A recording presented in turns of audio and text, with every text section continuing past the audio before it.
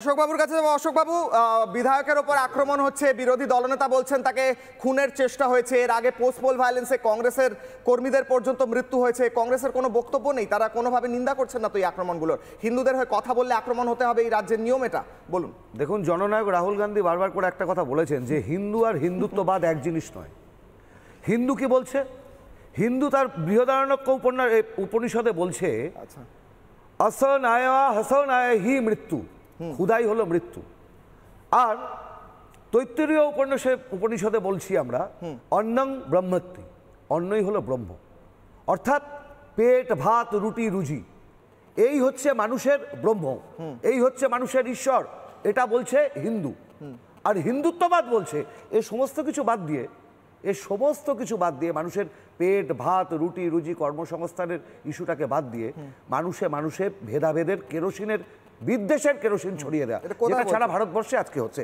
আপনারা এখানে হিন্দু ঐক্যের ডাক দিচ্ছেন, যে হিন্দু সমাজের একটা সংখ্যাগরিষ্ঠ অংশ এসটি এসসি ওবিসি পিছিয়ে পড়া জনজাতি আদিবাসী, তারা মনুস্মৃতি সংহিতা, যাকে আরএসএস তাদের সংবিধান করতে চেয়েছে এদেশের, সেই মনুস্মৃতি সংহিতা বলে এই এসসি এসটি ওবিসি দলিত আদিবাসী এদের পায়ে পিষে ফেলো, ব্রাহ্মণ্যবাদকে। মনুসংহিতা প্রথম কথা হিন্দু ধর্মের কোনো প্রপার ইয়েই নয়।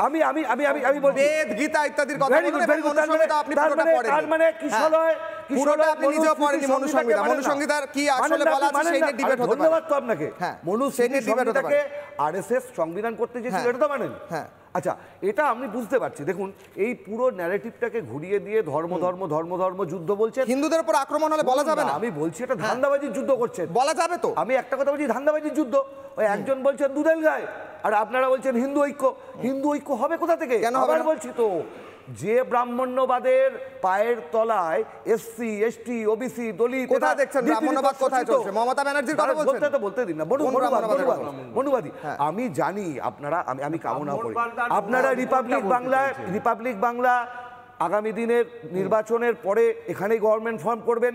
আমি কামনা করি, আমি সর্বকরুণাময়ের কাছে কামনা করি ময়ূক ইনফরমেশন এন্ড ব্রডকাস্টিং মিনিস্ট্রি, আপনি তার প্রতিমন্ত্রী হতে পারেন না। আমি ময়ূক দেওয়া হবে না, আমি কামনা করি যে আমরা মানুষের কথাই তুলে ধরব না। আপনারা এখানে বসে এই কামনা করছেন, তার জন্য আপনার কাছে ধন্যবাদ যে আপনি অনেক কিছু ভাবছেন যে আমাদের সাংবাদিকরা কোথায় কি করবে, সেটা অন্য কথা।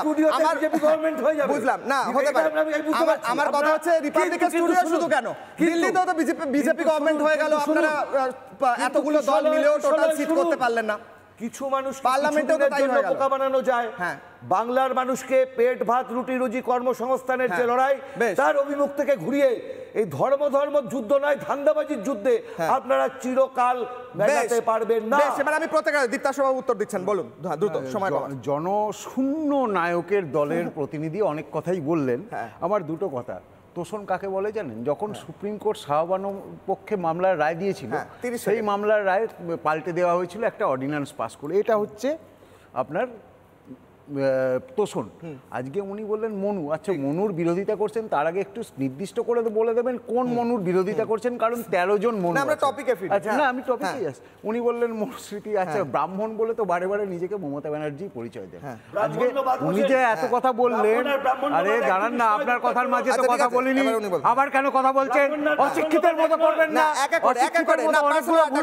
সেগুলো ধরিয়ে এখন শুনে নিন।